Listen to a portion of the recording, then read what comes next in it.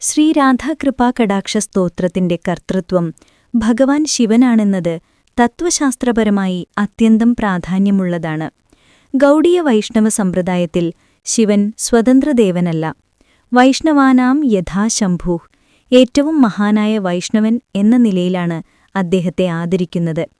ഭഗവാൻ ശിവൻ ഗോപിയായ രൂപം സ്വീകരിച്ച് രാസലീലയിൽ പ്രവേശിക്കുന്ന കഥ അദ്ദേഹത്തിന്റെ പരമഭക്തിഭാവത്തിന്റെ ഉദാഹരണമാണ്. ഗോപീശ്വരൻ എന്ന പേരിൽ അദ്ദേഹം ഭഗവത് സേവനത്തിനായി തന്റെ ദൈവിക സ്ഥാനവും ഐശ്വര്യവും ത്യജിച്ചു. ഈ നിലയിൽ നിന്നാണ് അദ്ദേഹം ഈ സ്തോത്രം രചിച്ചത്, ഭക്തിയുടെ ആഴം പകർന്നു നൽകുന്ന പ്രാർത്ഥനയായി. ശ്രീരാധാകൃപാകടാക്ഷസ്തോത്രം വെറും സ്തുതി മാത്രമല്ല, ഭക്തന്റെ ഹൃദയാവസ്ഥ എങ്ങനെയായിരിക്കണമെന്ന് പഠിപ്പിക്കുന്ന മാർഗദർശനമാണ്. ശിവന്റെ കൃപയില്ലാതെ ശ്രീകൃഷ്ണനെയും പ്രത്യേകിച്ച് ശ്രീമതി രാധാറാണിയെയും പ്രാപിക്കാൻ കഴിയില്ലെന്നും ഈ ഗ്രന്ഥം സൂചിപ്പിക്കുന്നു. അതിനാൽ ഈ സ്തോത്രം പാരായണം ചെയ്യുന്നത് ഭക്തന്റെ മനസ്സിനെ ദിവ്യഭക്തിയിലേക്ക് അഭിമുഖമാക്കുന്ന ആത്മസാധനയാണ്. ഈ പവിത്ര സ്തോത്രത്തിന്റെ വാച്യമായ ഉറവിടം തന്ത്രശാസ്ത്രത്തിലെ ഊർധ്വാംനായ തന്ത്രം എന്ന ഗ്രന്ഥമാണ്.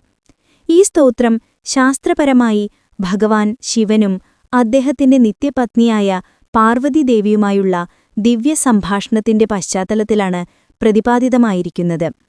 ചില സമ്പ്രദായങ്ങൾ പ്രകാരം മഹർഷി വ്യാസൻ ഈ ദിവ്യസംഭാഷണം രേഖപ്പെടുത്തിയതായും പറയപ്പെടുന്നു.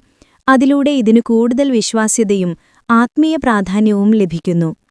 ശിവനും പാർവതിയും തമ്മിലുള്ള ഈ ആത്മീയ സംഭാഷണം ആഴത്തിലുള്ള തത്വശാസ്ത്രപരമായ ഉദ്ദേശ്യം നിറവേറ്റുന്നു. ഭഗവാൻ ശിവൻ രാധാദേവിയോടുള്ള തന്റെ ആത്മാർത്ഥമായ പ്രാർത്ഥനയെയും ഭക്തിയെയും വ്യക്തിപരമായ അനുഭവം എന്നതിൽ നിന്നുമുയർത്തി സർവജനോപകാരമായ ഒരു ഉപദേശമായി അവതരിപ്പിക്കുന്നു. പാർവതി സർവശക്തിയുടെ പ്രതിനിധിയായ സർവമാതാവാണ്. അവൾ പൂർണ്ണമായി സമർപ്പിതയായ ശിഷ്യയായി പ്രതിനിധീകരിക്കപ്പെടുന്നു. രാധാദേവിയുടെ മഹത്വവും അവളുടെ കൃപ പ്രാപിക്കുന്ന മാർഗവും പാർവതിയോട് വിശദീകരിക്കുമ്പോൾ ഭഗവാൻ ശിവൻ ഈ ഗൂഢമായ ആത്മീയ വിജ്ഞാനത്തെ വിശ്വാസത്തോടെയും വിനയത്തോടെയും സമീപിക്കുന്ന എല്ലാ ജീവജാലങ്ങൾക്കായി പരസ്യമായി പ്രഘോഷിക്കുന്നു.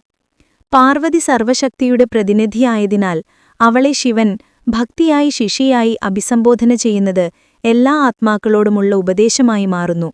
അതിനാൽ ഈ സ്തോത്രം ഗുരുശിഷ്യ പരമ്പരയിൽ പകരപ്പെടുന്ന ദിവ്യജ്ഞാനമായി നിലനിൽക്കുന്നു. ശ്രീരാധാകൃപാകടാക്ഷസ്തോത്രം വൃന്ദാവനത്തിലെ ഏറ്റവും പ്രസിദ്ധമായ സ്തോത്രമായി അറിയപ്പെടുന്നു. ഇതിനെ വൃന്ദാവനത്തിന്റെ ഗാനം എന്ന് വിളിക്കാറുണ്ട്. ഈ സ്ഥാനം വൃന്ദാവനത്തിലെ ആത്മീയ ജീവിതത്തോടും ബ്രജവാസികളുടെ ഭക്തിഭാവത്തോടും അതിനിഷ്ടമായ ബന്ധം പുലർത്തുന്നു. ശ്രീമതി രാധാറാണി വൃന്ദാവനേശ്വരിയായി അവളുടെ ശുദ്ധപ്രേമവും ദിവ്യഭക്തിയും കൊണ്ടാണ് വൃന്ദാവനം പരിശുദ്ധമായത്. വൃന്ദാവനത്തിലെ ക്ഷേത്രങ്ങളിൽ, വീടുകളിൽ, യമുനാതീരങ്ങളിൽ ദിനേന ഈ സ്തോത്രം പാരായണം ചെയ്യുന്നത് രാധാദേവിയുടെ പരമാധികാരവും കൃപയും അംഗീകരിക്കുന്ന ഭക്തിയുടെ പ്രതീകമാണ്. ശ്രീമതി രാധാറാണി വൃന്ദാവനേശ്വരിയായി പരമപ്രേമത്തിന്റെ രാജ്ഞിയായി ഭക്തഹൃദയങ്ങളിൽ വാഴുന്നു.